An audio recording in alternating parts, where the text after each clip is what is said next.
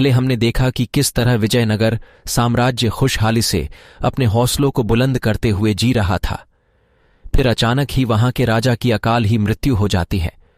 फिर महारानी ताराबाई कैसे अपने जज्बातों से और अपने भावनाओं को वश में करके अपना राजपाट संभालती हैं।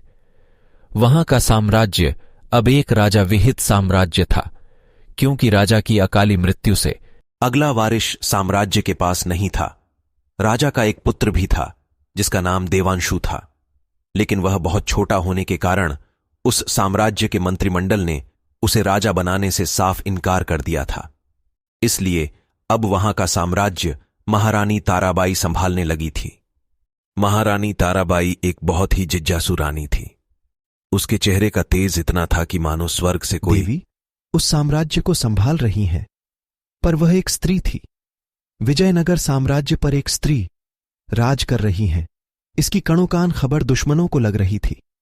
विजयनगर साम्राज्य के सारे शत्रु इस बात का अवसर उठाने चाहते थे।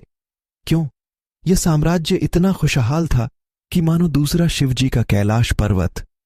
वहां की सुंदरता बड़े बड़े राजाओं को मोह लेती थी।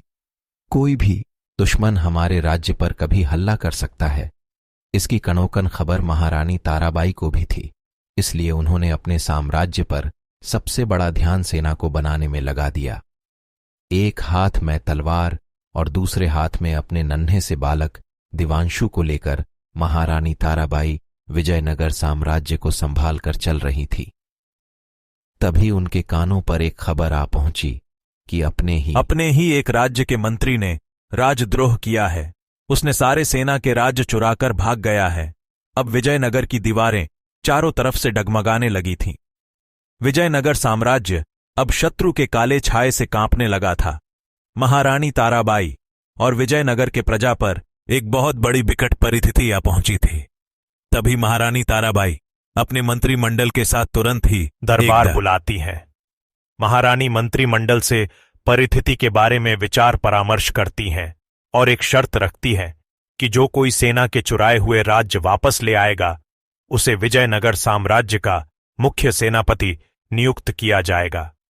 क्योंकि सेना के राज अगर किसी शत्रु के हाथ लग जाते हैं तो मानो विजयनगर का पूरा साम्राज्य उस शत्रु के अधीन हो जाएगा।